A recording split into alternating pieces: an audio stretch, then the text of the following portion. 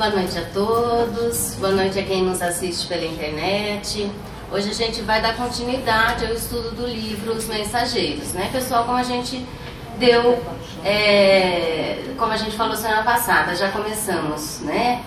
E semana passada a gente falou sobre o capítulo 41 e 42, né? Vocês estão lembrados? A gente vai fazer uma revisãozinha. E hoje a gente vai falar sobre o 43 e o 44. E o assunto muda, o assunto vai ser sobre preparação do trabalho assistencial e posturas diante do trabalho. É bem interessante, tá, gente? Revisãozinha. Quem é que se lembra do que a gente conversou semana passada? Gostaria de comentar? Será que ficou alguma dúvida? Tudo tranquilo? Vocês, natureza, né, Neidinha? Então, o que a gente conversou?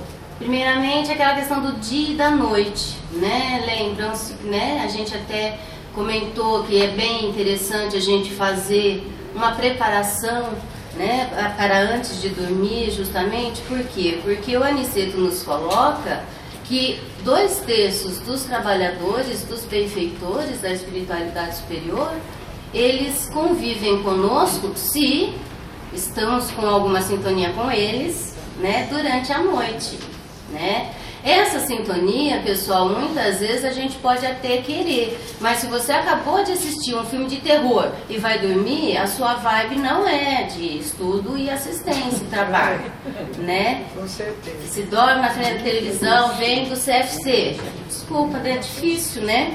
Então, de qualquer forma, os nossos mentores estão sempre nos aguardando. E é sobre aguardar também que o Aniceto nos fala sobre o Evangelho, né? O quanto o Pai realmente aguarda, né, que a gente deixe de escravizar os nossos irmãos inferiores, né, os nossos irmãos do reino inferiores, os animais, as plantas, o meio ambiente de uma forma geral. A gente comentou, né, a qualidade vibratória do campo, que é tão benéfica, né, gente, e está no intermédio entre floresta e cidade, né? Falando também o que mais?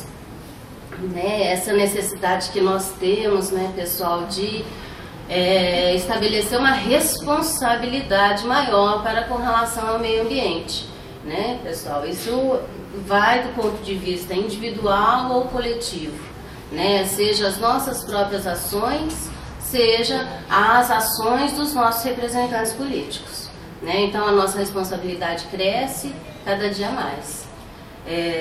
Que mais?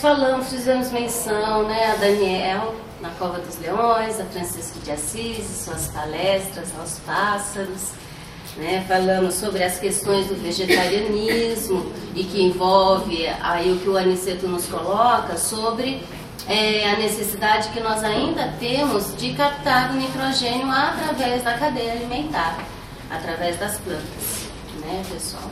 Então, sobre isso, há muito assunto, viu, pessoal? Cada item desse, a gente poderia desdobrar, assim, por muitas e muitas horas, porque assunto tem. Mas a gente vai focar aqui no que o André Luiz realmente quis dar de foco, né? A gente mencionou a questão da raiva, porque a gente tem aquele episódio do carroceiro que bateu tanto no burrinho que lhe deu um coice, lembram disso? Né? Então, a gente comentou um pouco sobre a raiva, sobre a cólera, né? E vale a reflexão sempre, né? O quanto de mansuetude nós cultivamos em nossos corações, né? Porque nos irritar é algo que é muito raro a gente encontrar alguém que não se irrita, nunca, né? Ou muito raramente, muito raro, né, gente?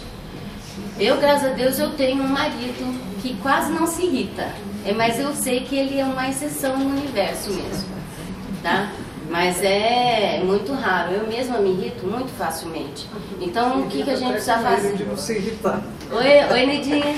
Se irrita até com ele dele não se irritar. Não é, amiga? Então, mas aí, não, eu tenho que aprender com ele, claro, né? Deus sabe o que faz, né?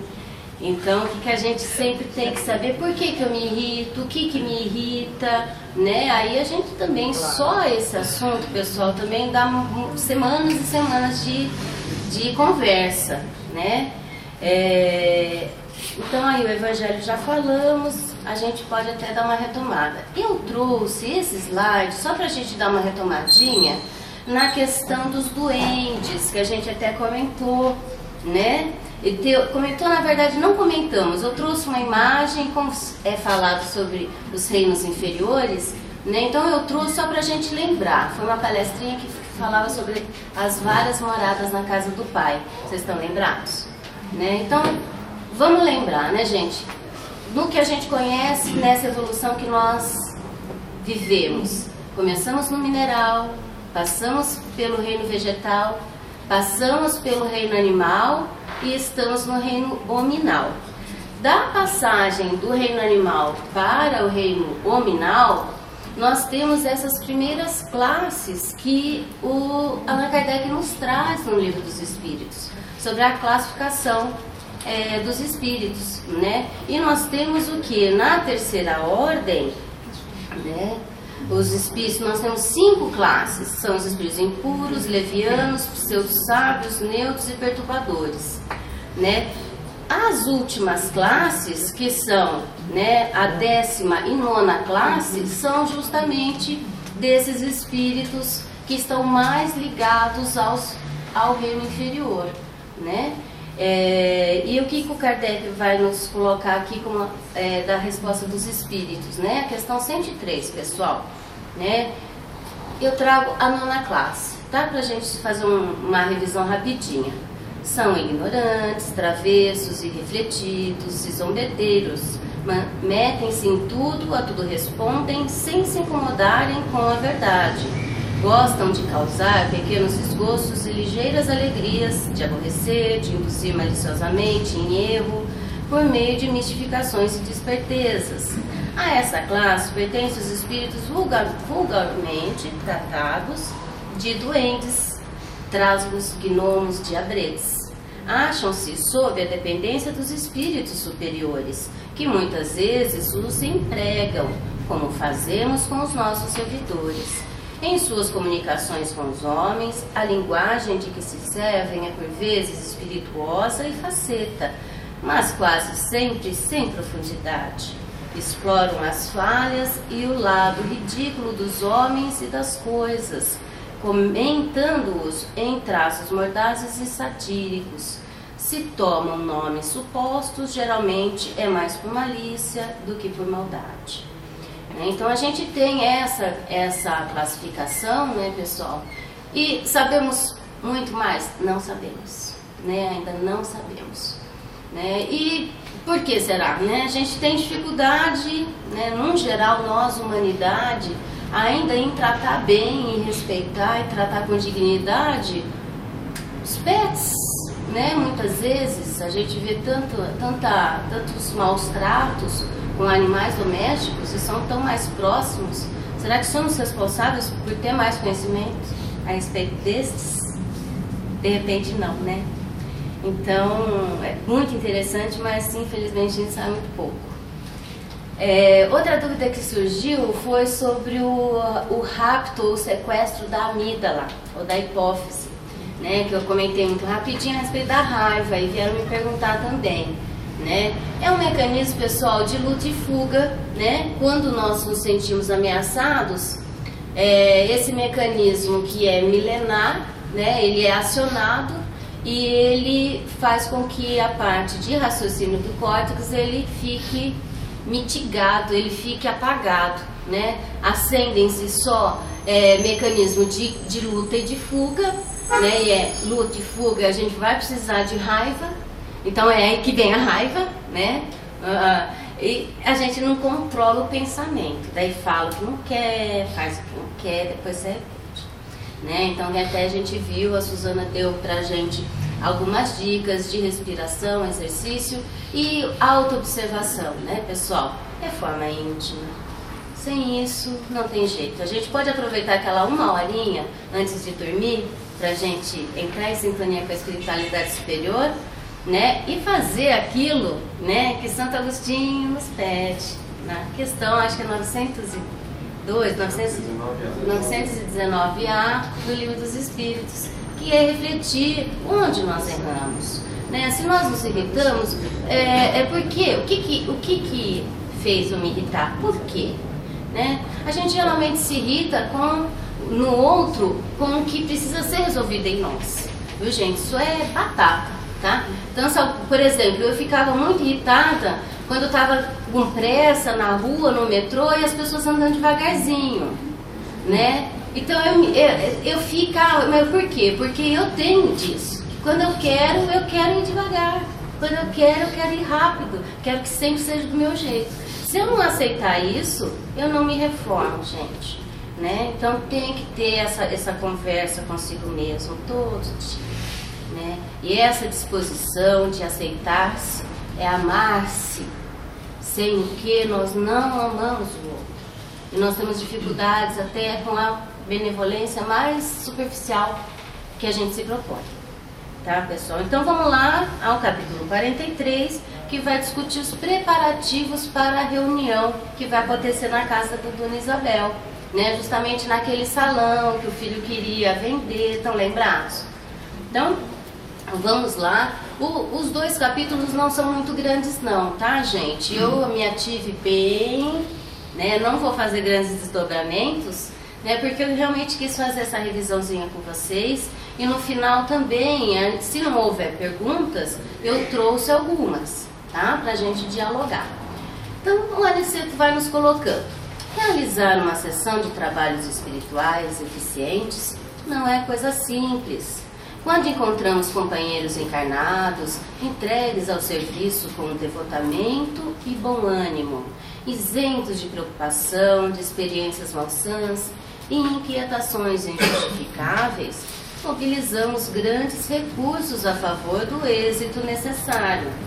Claro que não podemos auxiliar atividades infantis neste terreno.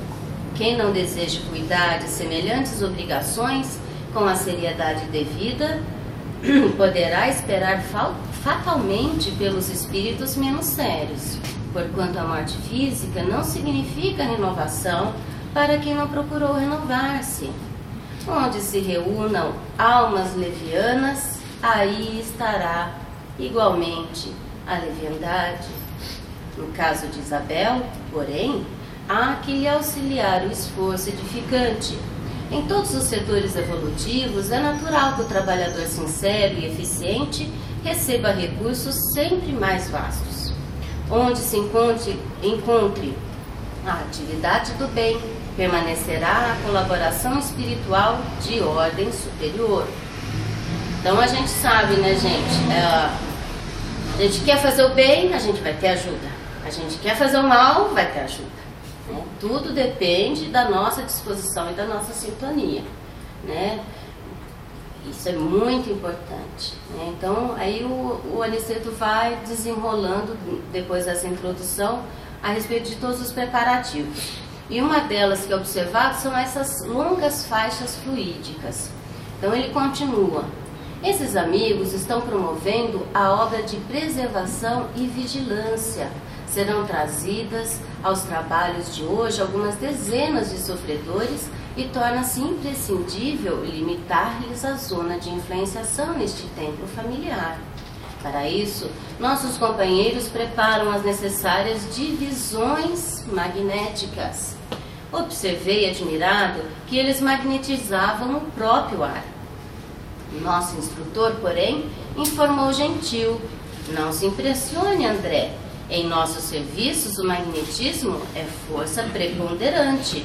Somos compelidos a movimentá-lo em grande escala. E aqui, essa questão fundamental, divisões magnéticas, né? Então, não é um só tipo de magnetismo, mas eles estabelecem zonas, né, de penetração, de permissividade, de acesso, né, ao salão, e também um magnetismo protetor, né, pessoal, como eles indicam.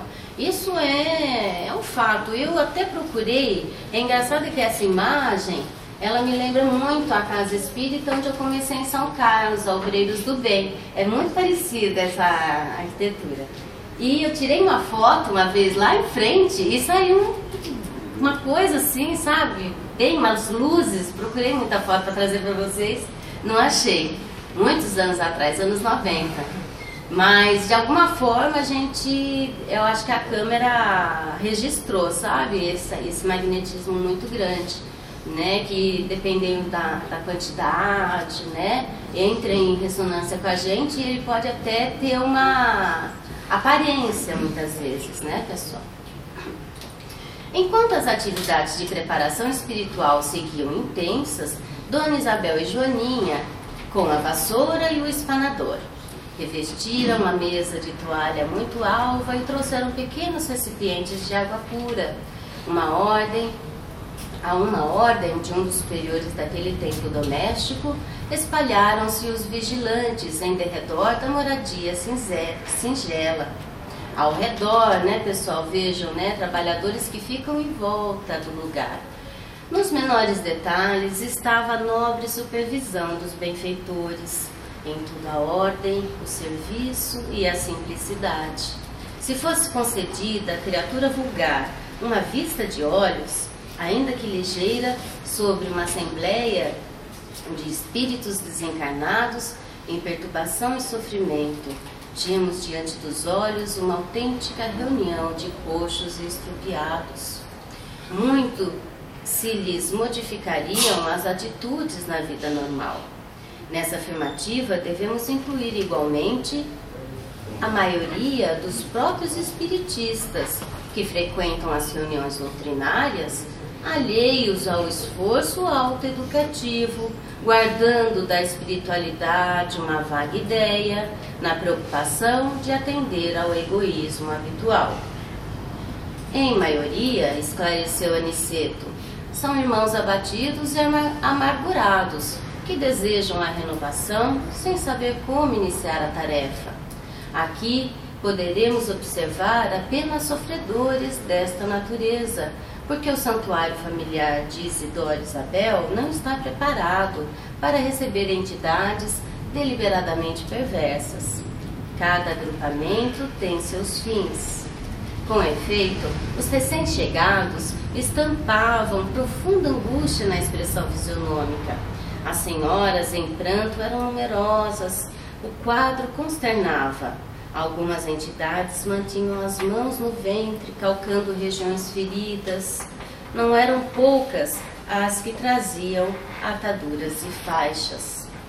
Então vamos comentar um pouquinho aqui, pessoal, né? Essas preparações a gente vê que o Aniceto coloca, né? O André comenta, os trabalhadores espirituais fora da casa, dentro da casa, né? A Isabel e a Joaninha também lá com os trabalhos da limpeza no plano material, cuidando, né? E essa multidão de espíritos, né? Porque ele está falando aqui de uma espiritualidade necessitada, que é encaminhada, né, pessoal? Isso a gente vê muito claramente, o planejamento, mesmo de todos os trabalhos, pessoal, dessa nossa casa bendita de Schutel, é muito bem preparado, muito carinhosamente preparado, né? Então, quando nós chegamos aqui, está tudo absolutamente pronto, né? Muitas vezes num grau de planejamento que já nos coloca em sintonia com aqueles que nós vamos assistir,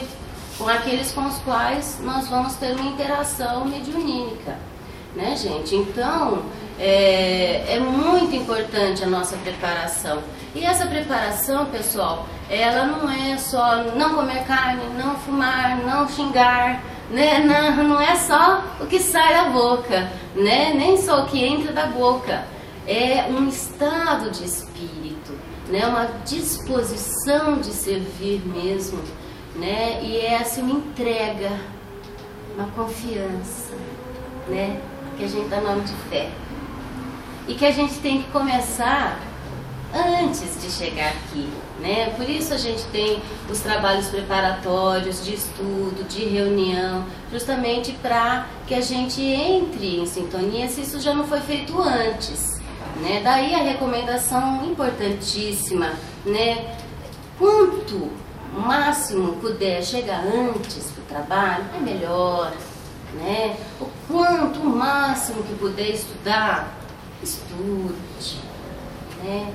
Porque a gente não pode mais, né, usar da hipocrisia que nós usamos séculos e séculos e séculos e séculos, pessoal. De acreditar que só de ir para algum templo a gente consegue algum grau de religação.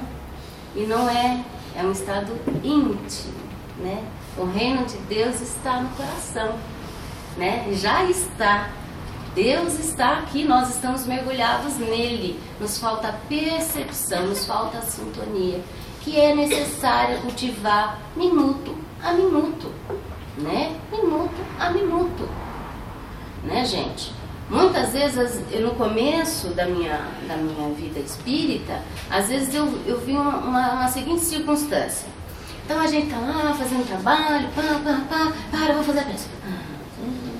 Depois volta, sabe? Não é, né, gente? Não é ficar muito, não é isso, né? Não é forma, é sentimento, né? Puro sentimento. Se este sentimento, ele não tá, né? Você não tá com o coração na mão para servi-lo, né? A gente tem dificuldade, pessoal, né? E as dificuldades que são criadas por nós mesmos, porque eles nos carregam no colo, né? Então, aí um puxãozinho de orelha, né? Todo mundo, inclusive para mim, eu também, né, tenho muita indisciplina, então é algo que a gente conta com os amigos até para nos disciplinar, né? Eu sempre falo, né, me puxa a orelha, né? Se eu faltar, já falei isso pro Valtinho, já falei com um monte de gente, me puxa a orelha, né? Porque tem dificuldades, né? A gente tem que aceitar, né, gente? E aqui André Luiz, Emmanuel, eles vão dar várias vezes, vão puxar a nossa orelha, vão nos exortar, e nós precisamos aceitar isso, né? Aceitar, rever e reconstruir posturas novas para um novo paradigma. Vamos continuar com Aniceto. Muitos, disse-nos o mentor, disse-nos Aniceto, não concordam ainda com as realidades da morte corporal. Aqui ele está falando dos assistidos, tá, gente? E toda essa gente, de modo geral, está prisioneira da ideia de enfermidade. Existem pessoas, e vocês, como médicos, as terão conhecido largamente, que cultivam as moléstias com verdadeira volúpia. Às vezes, no fundo, são boas almas, dedicadas aos parentes do sangue e aproveitáveis na esfera restrita de entendimento a que se recolhem. Mas, no entanto, carregadas de viciação mental por muitos séculos consecutivos. Demoramos-nos todos a escapar da velha concha do individualismo. A visão da universalidade custa preço alto e nem sempre estamos dispostos a pagá-lo. Não queremos renunciar ao gosto antigo, fugimos aos sacrifícios louváveis. Nessas circunstâncias, o mundo que prevalece para a alma desencarnada, por longo tempo, é o reino pessoal das criações inferiores, né? Das criações que eles mesmos têm, né, gente? Então, nós vemos esse tipo de postura, meus irmãos, seja nos irmãos em espírito que nós assistimos, seja nos irmãos encarnados, né? Então, tem diferença não, né? É nós, né? Ainda temos muita dificuldade, né, em aceitar, né, as nossas mazelas. Às vezes a gente se agarra a uma doença sem querer e se vitimiza, gosta daquela vitimização, tá doente, né? De repente é um negócio que está na nossa cuca, que uma carência afetiva, né, que nos coloca naquela posição de, olha, quando estou doente eu sou amada, então eu vou ficar doente. Às vezes é isso, tá, gente? Lá no fundinho, tá? Cavocando bem, você chega, tá?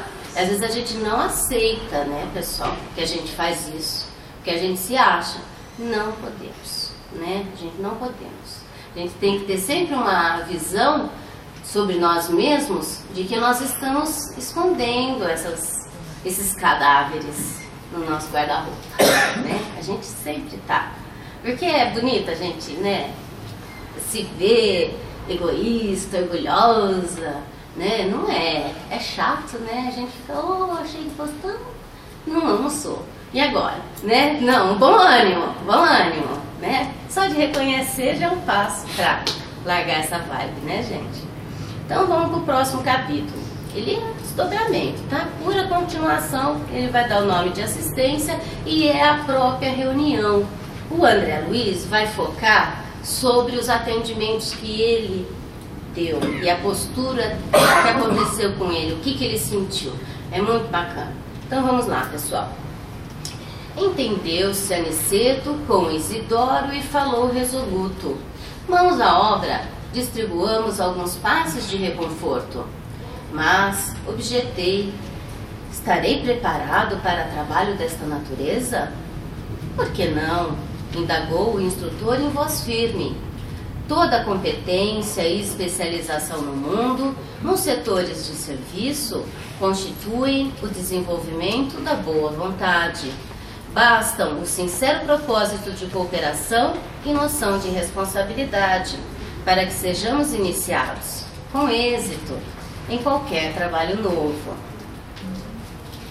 Recordei Narcisa, o André conta, né? A dedicada irmã dos infortunados, que permanecia em nosso lar, quase sempre sem repouso, como prisioneira do sacrifício. Pareceu-me ainda ouvir-lhe a voz fraterna e carinhosa. André, meu amigo, nunca te negues, quanto possível, a auxiliar os que sofrem. Ao pé dos enfermos, não ouvides que o melhor remédio é a renovação da esperança. Se encontrares os falidos e os derrotados da sorte, fala-lhes do divino ensejo do futuro. Se fores procurado algum dia pelos espíritos desviados e criminosos, não profiras palavras de maldição. E ainda a Narcisa nos fala: anima, eleva, educa, desperta, sem ferir os que ainda dormem. Deus opera maravilhas por intermédio do trabalho de boa vontade. Sem mais hesitação, pus-me ao serviço. Então aqui ele dá o roteirozinho, né, gente? Anima, eleva, educa, desperta, sem ferir. Né, pessoal? A gente precisa, quando quer chegar no coração de alguém, fazer uma ponte do nosso coração para o coração dele. Se a gente for com julgamento, já era. Não adianta. Por quê? Porque a gente pode até falar, mas a gente não vai sentir. Tem que sentir.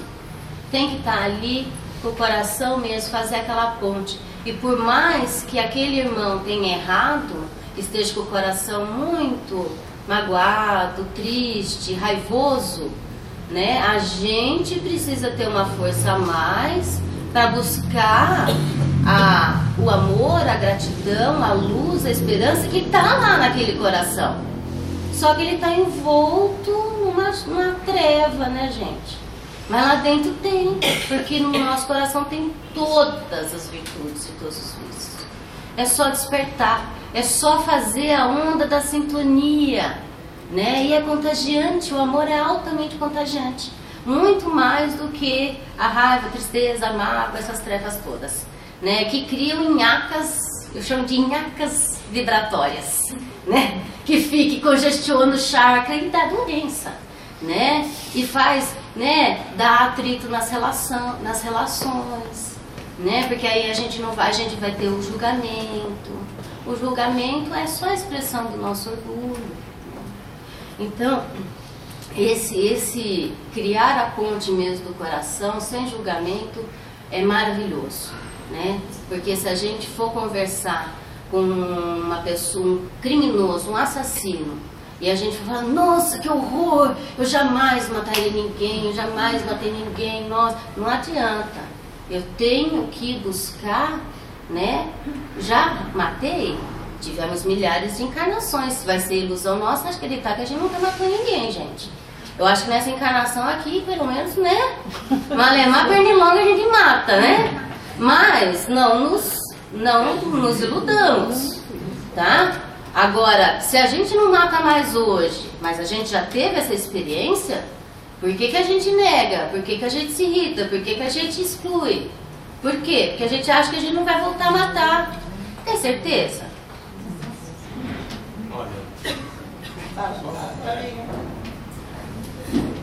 Aprendi com o Dr. Marcelo Fortes Barbosa que o único crime que nenhum de nós está isento de um dia poder cometer é o homicídio. Porque ou um acesso de raiva, ou porque alguém entrou na nossa casa. Então a gente pode evitar todos. O homicídio é o único que a gente nunca pode dizer não farei, porque uma hora qualquer pode acontecer. Quer dizer, é complicado. Então... Não é, querido? Não, a gente não pode, pessoal, acreditar que nós não somos mais capazes de absolutamente... A gente tem que ter a vigilância. Vai chegar com certeza um momento, né, quando a gente sair da terceira ordem, quando a gente perdoar automaticamente, né, perdoar automaticamente, deixar de se ofender muito, é condição para a segunda ordem. Lembra da classificação? Terceira ordem, segunda ordem, primeira ordem. Primeira ordem, nosso Senhor Jesus Cristo. Né? Na segunda ordem está toda essa espiritualidade, tá? Superior, que nos ajuda. A gente quer acreditar que a gente está passando, né, da terceira para a segunda, mas se a gente não consegue perdoar, a gente não está na segunda, tá? De boa é nós, tudo terceira ordem, tá? Não fica chateado não. Por isso é o treino, pessoal. Tem que treinar. Você tá com chance de se irritar? Aproveita e perdoa. Mesmo, eu vou ser falsa. Vai falsa mesmo. Na segunda, sabe? Perdoa. Na terceira, perdoa. Tá com, a gente tem a coisa da maledicência, né? Muito demais. Então, dá aquela vontade louca de fazer aquela fofoca. Mas eu vou ficar pensando. Fica pensando, mas pelo menos não fala. Né? Então, você parou de falar 10 vezes por dia mal. Aí você vai perceber. Semana que vem você fala só 8 vezes. Semana que vem, na outra, 4 vezes. Chega uma hora que você só pensa mal. Chega uma hora que você não pensa mais mal. Chega uma hora que você ama. E perdoa. De boa. Quanto tempo demora? Cada um faz o seu tempo, né, Anjo? Todo mundo faz o seu próprio tempo. Nós temos o caminho, a verdade e a vida nos indicando uma evolução em linha reta. É segui-lo. A gente já sabe. Só precisa seguir. São esforços fáceis, exatamente. Né? A gente tem exemplos maravilhosos de Paulo, de Maria Madalena, de Santo Agostinho, que tiveram transformações enormes. Né? O que o Livro dos Espíritos nos diz é que nós não temos vontade, a gente sente prazer, né, ainda com as nossas nhacas trevosas. Tá, gente? Misericórdia, vamos sair dessa, né? Então vamos lá, continuando aqui como que o André e o Aniceto estão nos contando. Aniceto designou-me um grupo de 6 enfermos espirituais, acentuando: aplique seus recursos, André. Com a nossa colaboração, os amigos em tarefa nesta casa poderão atender a responsabilidades diferentes e também imperiosas. Os mais apegados trabalhadores do bem rejubilem-se pela exemplificação nas lutas comuns e edifiquem-se no Senhor Jesus, porque nenhuma de suas manifestações fica perdida no espaço e no tempo. Naquele instante em que fora chamada a prestar auxílios reais, eu não recorria aos meus cabedais científicos, não me reportava tão somente à técnica da medicina oficial, a que me filiara no mundo, mas recordava aquela Narcisa, humilde e simples, das câmaras de retificação, enfermeira devotada e carinhosa, que conseguia muito, mais com amor do que com medicações. Entendendo que não deveria socorrer utilizando apenas a firmeza e a energia, mas também a ternura e a compreensão, minha irmã disse, procurando captar-lhe a confiança: vamos ao passe reconfortador. Ai, ai, respondeu a interpelada, nada vejo, nada vejo. Ah, outra coma, infeliz que sou, não me falam em morte. e me falam em morte, em vida diferente. Como recuperar a vista? Quero ver, quero ver. Calma, respondi encorajado. Não confia no poder de Jesus? Ele continua curando cegos, iluminando-nos o caminho, guiando-nos os passos. Somente mais tarde lembrei que naquele instante ouvi dar a curiosidade doentia. Não pensei na impressão deixada pelo tracoma naquele organismo espiritual. Nem me preocupei com a expressão propriamente científica do fenômeno, vendo apenas à minha frente uma irmã sofredora e necessitada. E, à medida que me dispunha a observar a prática do amor fraternal, uma claridade diferente começou a iluminar e a aquecer minha fronte. Lembrando a influência divina de Jesus, iniciei o passe de alívio sobre os olhos da pobre mulher, reparando que a enorme placa de sombra, aqui a nhaca vibratória, placa de sombra, lhe pesava na fronte, pronunciando palavras de animação, as quais ligava a melhor essência das minhas intenções. Concentrei minhas possibilidades magnéticas de auxílio nessa zona perturbada. Dentro de alguns instantes, a desencarnada desferiu um grito de espanto. Vejo, vejo! Exclamou, entre o assombro e a alegria. Grande Deus, grande Deus! E ajoelhando-se num movimento instintivo para render graças, dirigia minha palavra comovidamente. Quem sois, emissário do bem? Dominava-me profunda emoção, que não conseguia sofrear, que não conseguia conter. Confundia-me a bondade do Eterno. Quem era eu para curar alguém? Mas a alegria daquela entidade, libertada das trevas, afirmava a ocorrência, na qual não queria acreditar. A luz daquela dádiva como que mostrava mais fortemente o fundo escuro de minhas imperfeições individuais, e o pranto inundou-me as faces, sem que pudesse retê-lo nos recônditos mananciais do coração. Enquanto a enferma espiritual se desfazia em lágrimas de louvor, também eu me absorvia numa onda de pensamentos novos. O acontecimento surpreendia-me, desejava socorrer o doente próximo. Contudo, estava enlaçado em singular deslumbramento íntimo. Isso aqui eu estou destacando, gente, por quê? Porque aconteceu só quando era Luiz, ou acontece só comigo? Com vocês também acontece? A gente não se deslumbra? Eu, pelo menos, me deslumbro absurdamente, infelizmente.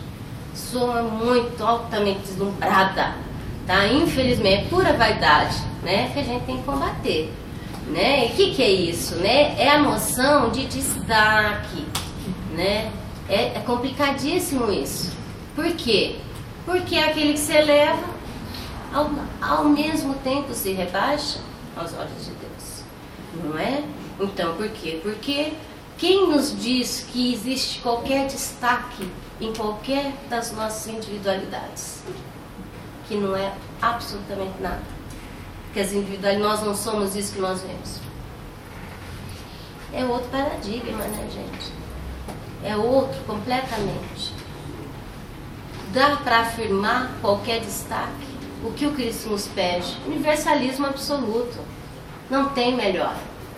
Não tem ninguém melhor aqui, né? Então aqui o que pegou nele? O orgulho. E olha, é tudo de bom, fazendo bem, né? Acontece com a gente o tempo todo também, pessoal.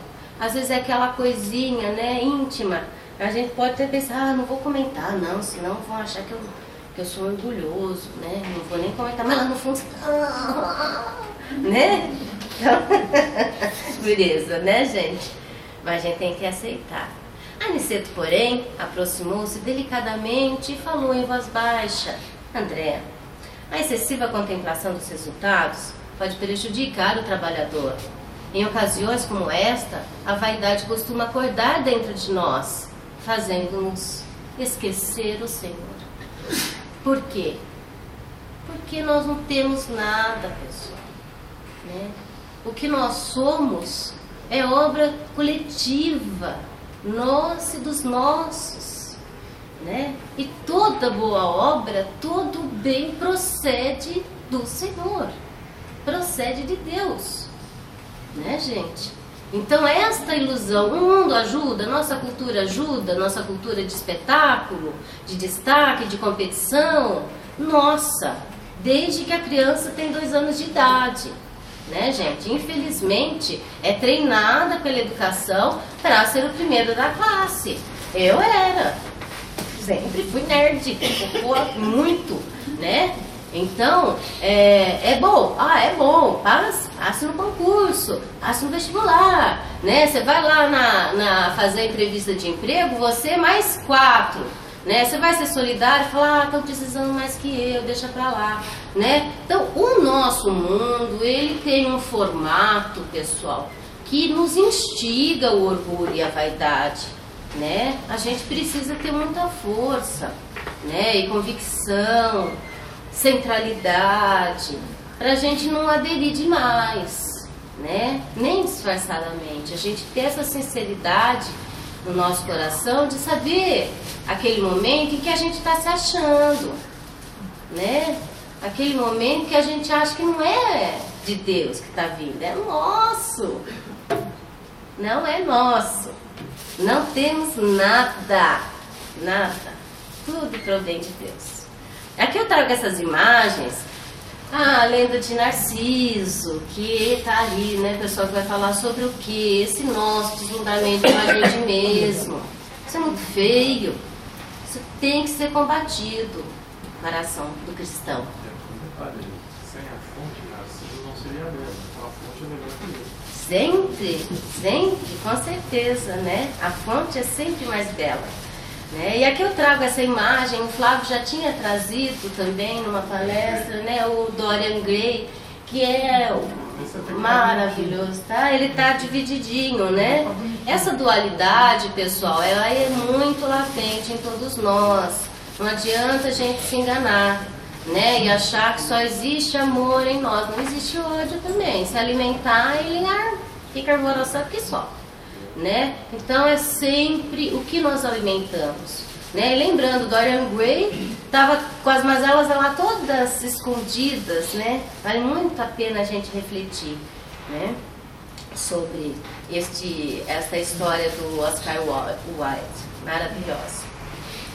Aniceto continua: não ouvides que todo bem procede dele, que é a luz dos nossos corações, somos seus instrumentos na tarefa de amor. O servo fiel não é aquele que se inquieta pelos resultados, nem o que permanece enlevado na contemplação deles, mas justamente o que cumpre a vontade divina do Senhor e passa adiante. Aquelas palavras não poderiam ser mais significativas. O generoso mentor voltou ao serviço a que se entregara, junto de outros irmãos, e valendo-me do amoroso aviso, dirigi-me à reconhecida senhora, acentuando: minha amiga, agradeça a Jesus e não a mim, que sou apenas obscuro servidor. Quanto ao mais, não se impressione em demasia com a visão dos aspectos exteriores.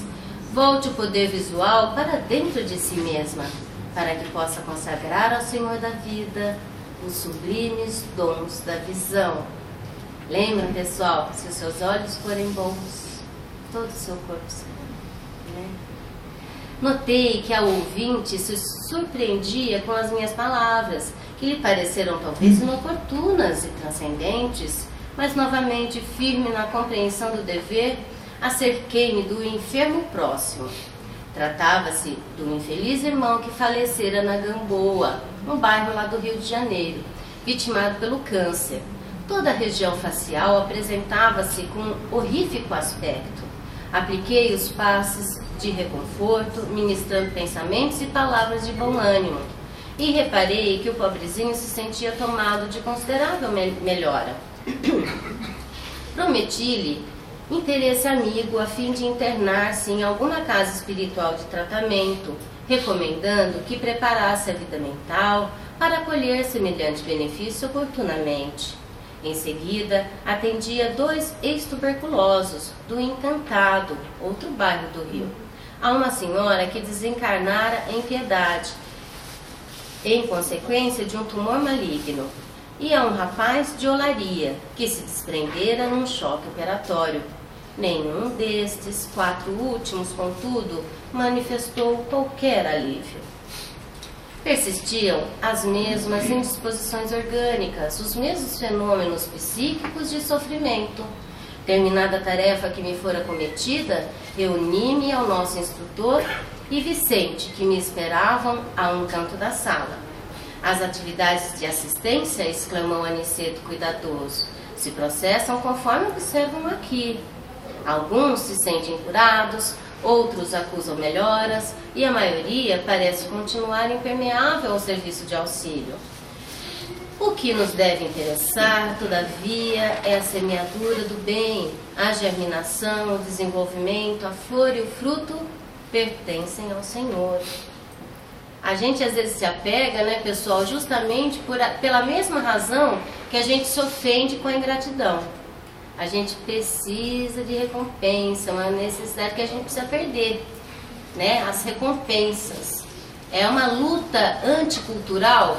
Sim, né? Sim. Por quê? Porque desde a infância, né, eu vou comer a sobremesa porque eu comi bife, né? Eu vou ganhar um bom salário se eu fizer uma boa faculdade, tiver ruim. Sempre na base das recompensas, das trocas. Né? Não é essa a lógica da lei de Deus, tá? Infelizmente é a lógica da cooperação e do sacrifício e não da competição e do interesse próprio. É uma luta? É uma luta, pessoal. É possível? É mais que possível, é urgente. Vicente, que se mostrava fortemente impressionado, observou: o número de entidades perturbadas espanta.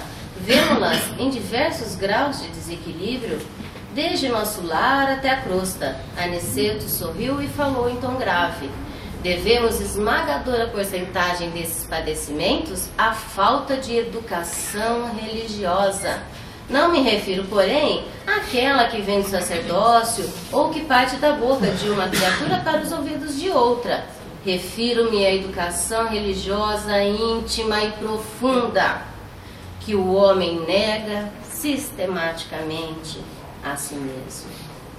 Então eu aqui finalizo, pessoal, né, fazendo um comentário geral dessa necessidade que nós temos de nos educarmos, né, religiosamente, nos educarmos nesta outra lógica, que é a lógica da lei de Deus, que não é de competição, né, que não é de interesse pessoal, mas o contrário disso, né, gente? É um paradigma no qual a gente é que faz essa autoeducação própria, né? Então, eu deixo aqui meus agradecimentos, né? E deixo aberto as perguntas, a gente ainda tem 5 minutinhos. Se não tiverem perguntas, se vocês não me fizerem perguntas, eu farei perguntas a vocês. Vocês é que escolhem. Assim, é importante, pessoal, que vocês falem, tá? Porque sempre o diálogo promove verdades mais brilhantes, né? Se eu sozinha falando, fico me sentindo muito tentada à vaidade. Deixa eu fazer uma pergunta, então. Vai fazer, Paulo. Só o microfone chegar lá, só um minutinho. Isso. Pode tirar? O comportamento do encarnado, ele é fruto sempre de um assédio espiritual, tanto maligno como benigno? Ou Não. esse é fruto de uma... Aí entra o livre-arbítrio? É um conjunto complexo, né? Não necessariamente. Nós estamos sempre em conjunto, não existe solidão, pessoal. Não existe solidão. Estamos sempre acompanhados, né? Agora, esta ressonância, esta integração vibratória em sintonia vai depender da nossa. Então, eu posso e devo me relacionar com inúmeras pessoas que não vibram como eu vibro, mas a fim de Por exemplo, eu posso estar cuidando de pessoas, como no caso aqui, né? Que estão desesperadas, que estão angustiadas. Se eu for com angústia também, a gente faz a festa da angústia. Eu tenho que ir com mais amor, com mais doçura, com mais paciência, com mais meu coração para você, mas com mais essa entrega, percebe? E aí que a gente aciona aí a ressonância. Então, eu acredito que sim, sempre, mas o quanto essa influenciação nos afeta depende de nós. Tá bom? Foi bom a gente conversar. Por isso, eu falei o meu. Alô, alô, vem. Vem aqui, Anjo. Deixa lá. Alô. Vem aqui, esse que você aparece. Foi bom nós falarmos hoje no primeiro tempo exatamente sobre isso. Nós começamos o capítulo 19, a fé que transporta montanhas, e Jesus fala exatamente disso. Nós tivemos o exemplo aqui do livro. Por que os outros espíritos permaneceram no estado em que se encontravam? Porque eles não tinham fé suficiente para receberem os benefícios que estavam ali, os outros espíritos passando a eles. Uma pessoa sim, né? Outros não. Então isso depende muito de nós. A questão da influenciação, principalmente. Nós vamos imaginar que nós estamos num grupo de WhatsApp constantemente. É a nuvem de testemunhas que Paulo falava. Se eu abrir, eu vou receber influenciação. Se eu não abrir, eu não vou receber. Eu vou receber influenciação daqueles a quem eu me associo. Se eu ficar em prece em determinado momento, eu vou receber influenciação do plano espiritual superior. Se eu ficar nervoso o dia todo, eu vou receber influenciação de pessoas nervosas. Então, tudo vai depender da nossa sociedade. Né? Então, essa questão que a Sirlene nos trouxe vem ao encontro de todas as nossas dúvidas. Como é que eu devo agir? Como eu agir é como eu vou receber influenciação. Como eu pensar é como eu vou me associar com alguém. Tudo vai depender daquilo que eu penso. E os resultados? Os resultados nós colhemos com fé. O passista, o resultado não pertence a ele. E o paciente, o resultado vai pertencer também a ele e ao merecimento que ele tem. E aí entra o livre-arbítrio? Entra o livre-arbítrio, com certeza. Nós temos liberdade